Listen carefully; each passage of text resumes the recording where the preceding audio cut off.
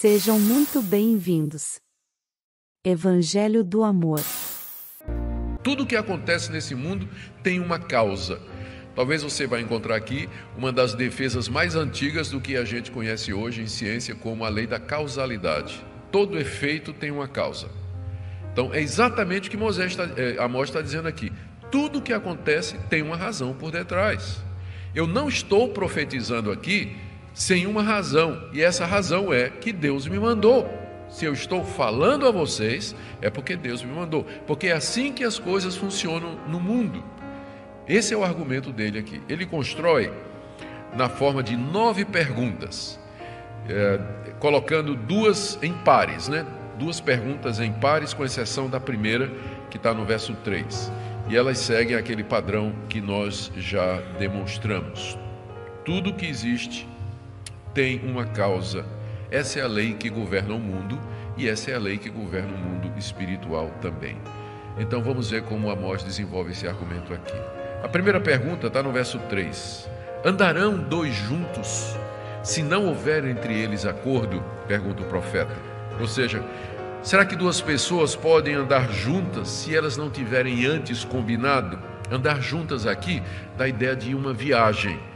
Podem 2 pessoas viajar juntas se antes elas não sentaram para combinar o destino, o horário, roteiro, hora de saída e assim por diante? Ou seja, se 2 pessoas estão viajando juntas é porque tem uma causa. Antes elas fizeram um acordo, elas combinaram, elas trocaram ideia, chegaram a conclusão e resolveram juntas.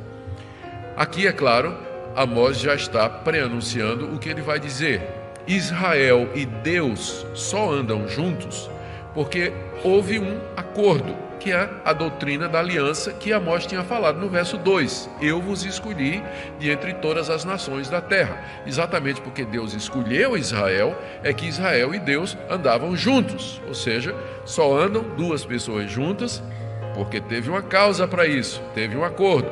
Vocês estão dizendo que são o povo de Deus. De fato vocês são. Mas por quê? Porque antes houve uma aliança entre vocês e Deus. Aliança essa que estava sendo quebrada, mas esse é o ponto que vem no final. Então, para toda causa, para todo efeito, tem uma causa. Vocês estão dizendo que são o povo de Deus, mas é porque antes teve um acordo. Como é que 2 pessoas vão andar juntas se não tiver o acordo? A segunda pergunta, as próximas 2 perguntas é o primeiro par de perguntas. E é baseado no leão. Vocês vão ver que é o animal predileto de Amós, né? Ele fala do leão várias vezes. Ele começou o livro dele comparando Deus a um leão que ruge, e agora ele volta mais uma vez para o leão. Os leões eram comuns na Palestina, e Amós, como criador de ovelhas, certamente deve ter visto muitos leões e observado como eles se comportam. Então, da sua observação, que também era do conhecimento de todo mundo, ele traz essa pergunta aqui no verso 4. Rugirá o leão no bosque sem que tenha presa? Ou seja, será que o leão ruge na floresta sem ter achado algum animal para caçar? O método do leão é primeiro emboscar a vítima silenciosamente. E aí, quando ele está certo, ele parte para o ataque e ele ruge para paralisar a presa. Era isso que Amós observou, é isso que ele tinha visto tantas vezes. O leão silencioso, espreitando, né, seguindo. Quando ele sente que está certo, que o bote é certo, ele ruge e pula em cima da presa. O rugido tem como objetivo paralisar. Ou seja, o leão só ruge porque ele vai dar o bote. Para o efeito, que é o rugido de leão, existe uma causa. E qual é a causa? Que ele tem uma presa. Ele sabe que sua vítima está ali. Por isso é que ele ruge, porque ele tem certeza disso. É o mesmo princípio do ponto anterior. Para todo efeito, tem uma causa antes, né? Observação da natureza. É a mesma coisa ainda no verso 4, quando ele pergunta: levantará o leãozinho no covil a sua voz, se nada tiver apanhado? Será que o leão novo, ele fica rosnando na caverna, se ele não tiver pegado nada? Pergunta Amós. Amós observou isso durante toda a sua vida. Depois do leão apanhar a presa, arrasta até a caverna e lá entre os barulhos da quebra de ossos, né, se ouve os rugidos e rosnados de satisfação do leão que ele está comendo. O leão só rosna satisfeito porque ele pegou a presa. Ou seja, a causa desses sons de satisfação é que ele alcançou a sua presa. Para todo efeito, tem uma causa. Ele só está lá ronronando, né, feliz da vida, porque está com a barriga cheia, porque ele de fato pegou uma presa. E a quarta pergunta, que inicia o segundo par, está aí no verso 5 e mais uma vez é baseado na observação de Amós. Amós era um homem do campo, provavelmente ele deve ter armado muito laço para pegar passarinho ou algum animal pequeno, né? Por isso ele pergunta no verso 5: cairá a ave no laço em terra, se não houver armadilha para ela? Será que um passarinho cai numa arapuca que não estava armada? O passarinho só é apanhado porque alguém armou uma arapuca para ele, um laço feito pelos caçadores. Naquele tempo era muito comum pegar passarinho com laço, né? Se fazia um laço de cordel numa árvore vergada, no lugar onde os passarinhos costumavam parar ou passar ou sentar, e então o passarinho tripudiava naquilo, ou pisava naquilo de alguma forma, e o laço então pegava o pássaro pelo pé ou pelo pescoço ou alguma coisa. Mas ele só era apanhado porque tinha uma causa. A causa é que o caçador intencionalmente armou a arapuca para ele. Se o caçador não tivesse feito isso, o passarinho não teria sido apanhado. A lei da causa e do efeito mais uma vez. Aí na mesma linha, no verso 5, ele pergunta: levantar-se-á o laço na terra sem que tenha apanhado alguma coisa? Será que o caçador vai lá e tira o laço sem que o laço tenha apanhado alguma coisa? O caçador só tira o laço se ele tiver apanhado alguma coisa. Para todo efeito tem uma causa, tem uma razão para as coisas acontecerem. Elas não acontecem ao acaso. Esse é o ponto de Amós aí. No verso 6 agora é o terceiro par de perguntas, tem a ver com invasão em uma cidade.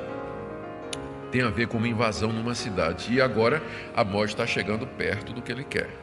Ele começa falando do leão, fala do laço do passarinheiro e agora fala de uma invasão à cidade, né? Está chegando próximo do que ele quer dizer. Então a pergunta está aí no verso 6, e a sexta pergunta: tocar-se-á a trombeta na cidade sem que o povo estremeça? Ou seja, quando tocam a trombeta de alarme, será que o povo não fica com medo? A trombeta de alarme era o chofar. Era uma trombeta feita de chifre de carneiro e que era tocada pelo sentinela quando ele pressentia um perigo que estava chegando na cidade.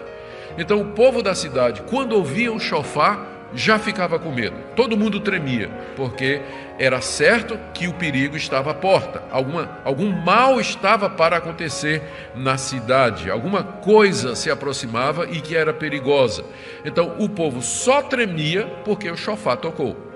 Para todo efeito, tem uma causa, tem uma razão para o povo tremer. Por que o povo está tremendo? Porque ouviu o som do chofar, da corneta, da trombeta, alardeando a chegada do inimigo ou de alguma desgraça, algum mal que se aproximava. E aí ele leva a coisa para o ponto que ele queria no verso 6, quando ele diz, perguntando: sucederá algum mal na cidade sem que o Senhor tenha feito? Será que vai acontecer algum mal na cidade sem que seja obra de Deus? Por acaso cai alguma desgraça sobre a cidade sem que Deus tenha feito acontecer?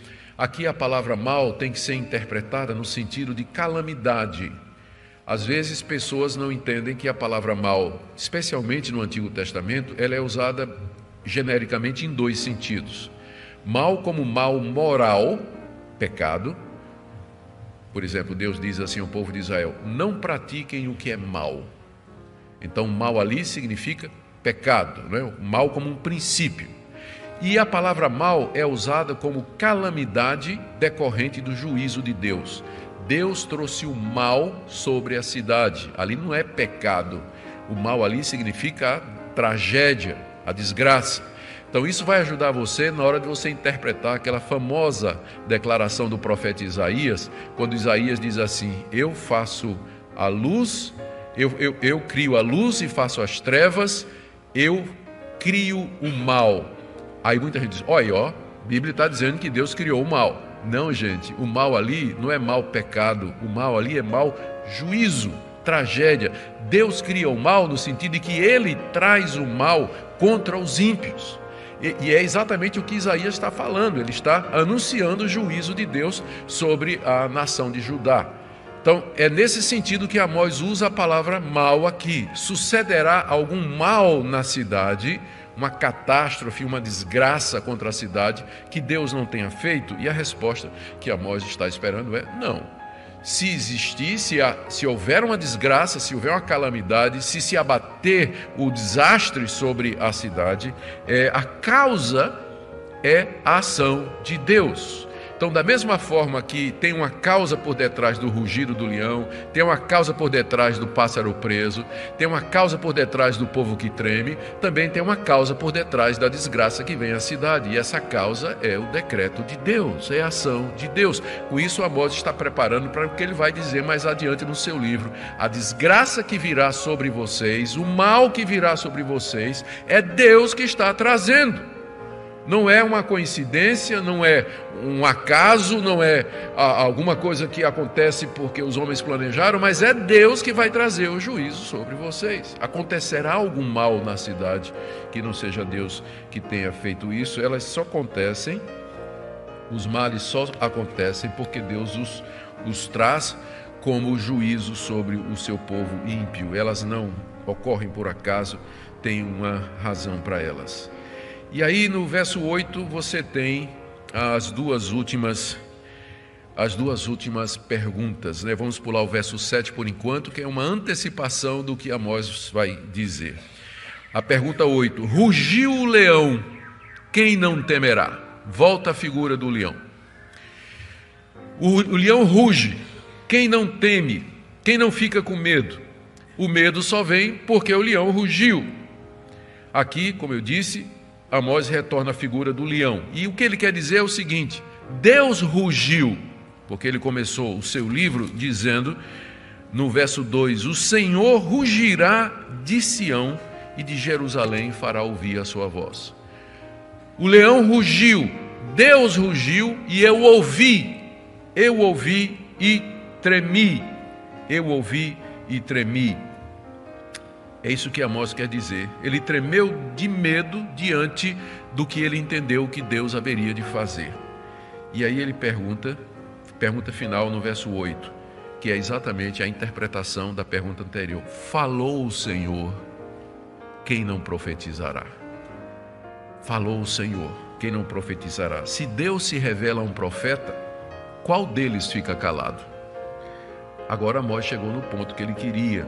Depois de conseguir a concordância da audiência com aqueles exemplos anteriores, na pergunta antepenúltima, que está aí no verso 6, ele tinha dito que uma cidade não seria destruída sem que Deus antes revelasse o segredo aos seus profetas. Amós é o porta-voz de Deus, o seu mensageiro. Ele só fala quando Deus fala e se revela. E se Amós está profetizando, é porque Deus falou. E aqui chegou o ponto dele. Ele diz assim: vocês não estão querendo me escutar, mas eu faço uma pergunta. Se eu estou profetizando, qual é a razão para isso? Só tem uma razão para que eu traga essa mensagem de juízo contra vocês. É porque o Senhor falou, o leão rugiu. E se Deus falou, quem não profetizará? A razão, a causa para a minha mensagem é a determinação de Deus. Por quê? Porque Deus não faz nada, verso 7, sem que antes revele os seus segredos aos seus profetas. A conclusão de Amós é exatamente essa, recapitulando para fechar. Tudo o que acontece nesse mundo tem uma causa. Leões rugem, aves são apanhadas, cidades caem, pessoas ficam com medo porque existe uma razão, alguma coisa aconteceu que causou tudo isso. Da mesma forma, Amós só está profetizando porque Deus revelou a ele o seu segredo. Amós foi levado à presença de Deus, que era isso que acontecia com o profeta, em visões, em sonhos, e ele viu o que haveria de acontecer, o segredo de Deus. E o segredo era esse, o juízo que se aproximava da nação de Israel. o castigo que Deus estava mandando sobre os judeus, que era algo totalmente inesperado para aqueles que defendiam a teologia do norte. Deus chamou Amós e lhe mostrou o que aconteceria com a nação de Israel por causa das 3 ou 4 transgressões que eles haviam cometido. Portanto, os israelitas deveriam se arrepender e crer. A mensagem de Amós tinha uma causa, e a causa era o rugido do leão. O leão estava próximo a dar o bote, e o bote viria com certeza. Por isso eles deviam se arrepender. São 3 coisas, então, que nós aprendemos aqui dessas perguntas, eu vou resumi-las aqui. A primeira: o castigo que haverá de vir sobre o povo é de inteira responsabilidade dele. Verso 3: andam 2 juntos se não tiverem um acordo, 2 não viajam se não tiverem em consentimento. E as coisas não estavam bem entre Deus e o povo, eles não iam mais caminhar juntos. O acordo tinha sido quebrado. O alvo de Deus sempre foi ter um povo que caminhasse com ele, mas Israel quebrou a aliança com Deus e não poderia mais andar juntos. Portanto, o castigo que viria é porque Israel quebrou a aliança de Deus, por isso não andariam mais juntos. Na verdade, agora Deus viria como leão sobre eles. Segundo ponto de Amós aqui, ele quer destacar a veracidade e a seriedade da sua pregação. As advertências de Deus através dos seus profetas eram para ser levadas a sério, não eram palavras vãs, ociosas. Quando o leão ruge, é porque o destino da vítima está selado. A presa é Israel, o leão é Deus e o rugido é profecia de Amós. Deus está indignado contra o seu povo e vai castigá-lo com justiça. Quando o caçador arma o laço, é porque está determinado a capturar o passarinho. Deus é o caçador, Israel é o pássaro, e os assírios que viriam contra a nação de Israel seriam o laço. Portanto, Deus não estava mandando seus profetas em vão, havia uma causa para isso. E por último, nada acontece por acaso com o povo de Deus. Esse é um princípio que nós precisamos aprender. Nada acontece por acaso com o povo de Deus e nada acontece por acaso com você. Para todo efeito na sua vida, há uma causa. Há uma causa. É verdade que o povo de Deus estava endurecido, insensível e surdo, não estava estremecendo com a trombeta profética. Talvez ele fosse atribuir ao acaso a iniquidade, a calamidade que haveria de vir, mas na verdade seria a mão de Deus em juízo.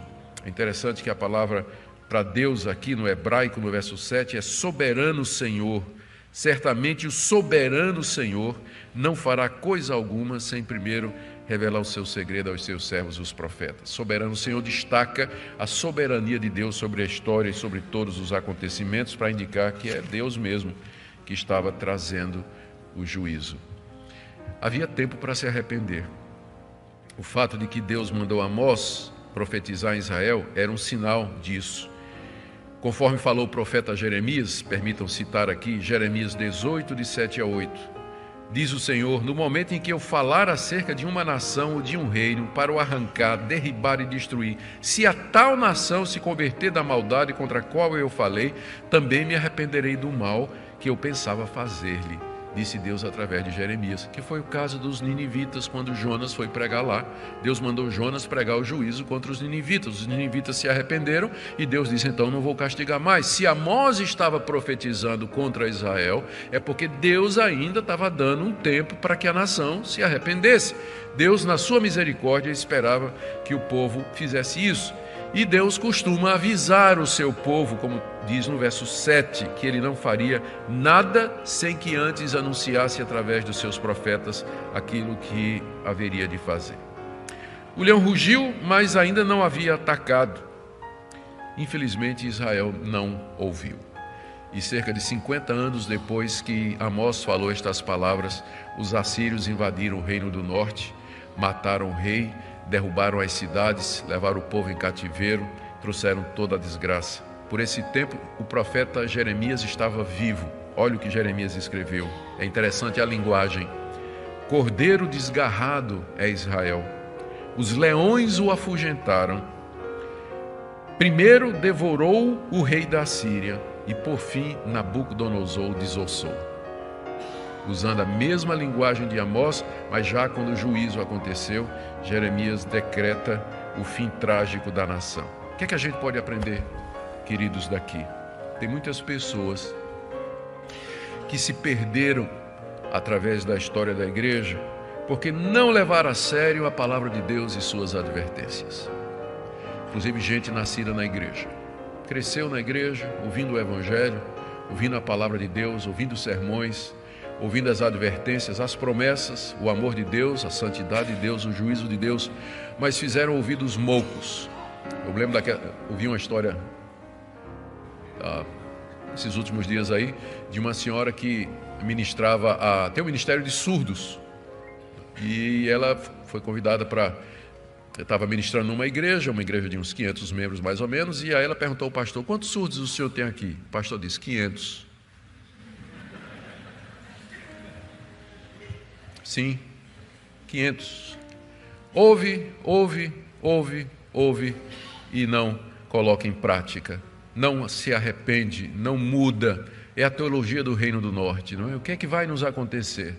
O que é que de mal pode nos acontecer? Nós somos o povo de Deus. Mas se o profeta está falando, é porque Deus mandou. E se Deus mandou, é porque alguma coisa vai acontecer. O leão rugiu. O bote é iminente. Deus nos chama ao arrependimento. Segunda lição que nós podemos aprender: nós não temos hoje profetas como Amós, a quem Deus revela segredos e traz revelações sobre os seus planos e o futuro do seu povo. Nós temos pastores, nós temos pregadores, homens sérios que conhecem essa revelação escrita, onde a vontade de Deus está revelada, e é nosso dever anunciar o rugido do leão, o juízo de Deus sobre o seu povo, se o seu povo não anda de acordo com os seus caminhos. Terceiro, nada nos acontece por acaso. Deus criou o mundo com a lei da causa.